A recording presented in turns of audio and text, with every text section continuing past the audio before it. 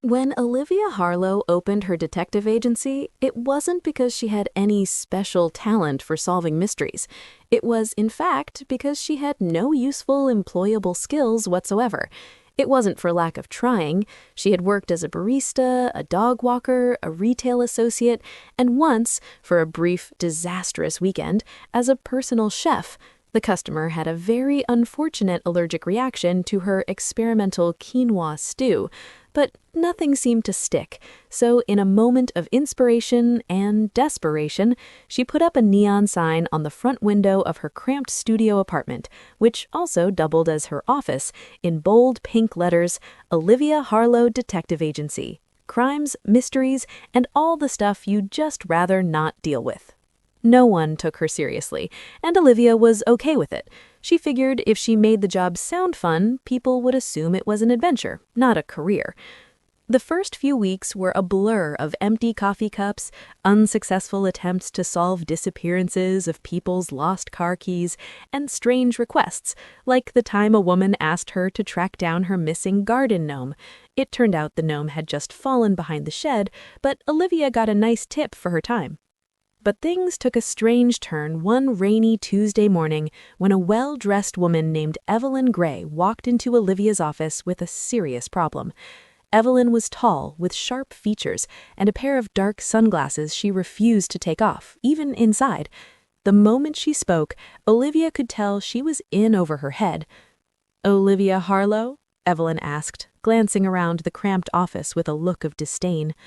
"That's me," Olivia said, trying to look professional while adjusting a stack of pizza menus on her desk. She cleared her throat. "What can I help you with?" "I need you to find my daughter," Evelyn said, sitting down without waiting for an invitation, "and I'm willing to pay handsomely for your services." Olivia raised an eyebrow. "Your daughter? Okay, so she's missing?" Evelyn hesitated, then nodded. "Yes, her name is Clara. She's been missing for 2 weeks." 2 weeks? Why not go to the police? Olivia asked, instinctively reaching for her coffee cup. Evelyn stiffened. "They're not taking me seriously. They think it's a case of a rebellious teenager running away, but I know my daughter. She would never leave without a trace." Olivia looked at the woman, studying her carefully. There was something in her eyes, something frantic, desperate, but also calculating. The whole thing felt off, like Evelyn was hiding something. Still, Olivia wasn't about to pass up a paying job. "All right, I can help you," Olivia said with a bright smile. "Tell me everything you know." Evelyn leaned forward, her voice dropping to a whisper. "Clara recently became convinced that people were trying to manipulate her. She started talking about money, about documents, about people wanting her signature. Nonsense, of course, but she frightened herself and ran. I just want her found and brought home before she gets hurt." Olivia spent the next few days doing what she did best, winging it. She went through Clara's social media accounts but found nothing. No dramatic goodbye posts, no emotional spirals. Then she spoke to a few of Clara's friends, who all claimed she'd simply disappeared. On the 3rd day of her investigation, Olivia stumbled upon a clue that was too bizarre to ignore. Clara's cell phone records showed a frequent pattern of calls to an unknown number, one that didn't appear to belong to anyone in her immediate circle. Olivia decided to follow this trail, which led her to a run-down building near the industrial district. There, in a dimly lit alley, Olivia found something she didn't expect. A group of people gathered around, speaking in hushed voices. As she approached quietly, she could make out a few familiar faces. One of them was Greg, a man she'd seen around town before. He was known to be a local con artist, always turning up in the wrong places at the wrong time. He didn't see her as she approached. "She won't sign," he said. "Evelyn's getting impatient." Olivia overheard enough of their conversation to realize that Clara wasn't just missing, she was hiding. Before Olivia could get closer, a man noticed her presence. "Hey," he shouted, "what are you doing here?"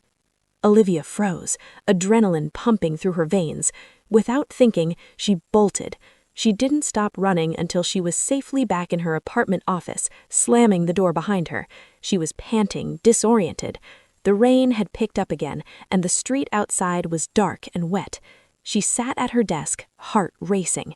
She couldn't shake the image of Greg's face, the menacing tone of the conversation. She replayed everything in her head. She won't sign. Sign what? As Olivia reviewed everything in her mind, something about Evelyn's story felt off. She grabbed her phone and called her contact in the police department. "I need to know everything you have on Evelyn Gray." Her voice was steady. "Something isn't adding up." After a brief pause, the voice on the other end of the phone spoke. "You won't believe this. Evelyn Gray, she's not Clara's mother." Olivia's heart skipped a beat. "What?" "She's not her biological mother. Clara's real mother died when she was just a child. Evelyn was assigned as Clara's legal guardian." Olivia felt the ground shift beneath her feet. She had been chasing shadows, playing into a story that wasn't even true. She hung up the phone slowly, her mind racing. So Evelyn isn't trying to find her daughter, she's trying to control her. Clearly, Evelyn had a lot to hide.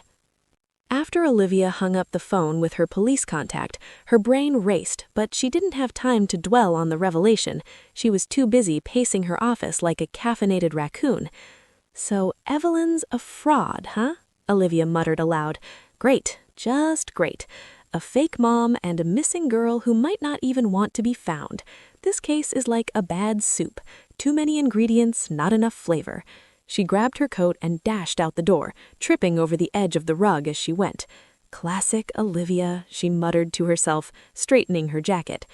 The next stop was the local library, because, of course, when you're a private detective with no training, you go where all the answers are: dusty old books and microfiche machines. Olivia had a solid theory. If Clara's mother was really dead, maybe she had left behind some sort of will or inheritance that would explain Evelyn's bizarre fixation on her daughter. Her heart started to race. Evelyn hadn't just been faking being a mother, she was hiding something darker, something to do with the family's fortune. "Evelyn Gray, you are so busted," Olivia muttered to herself. But she wasn't done there. She needed more information, and there was only one person who might have the answers: the elusive Greg, who she'd seen lurking around the industrial district. If anyone knew what the hell was going on, it was him.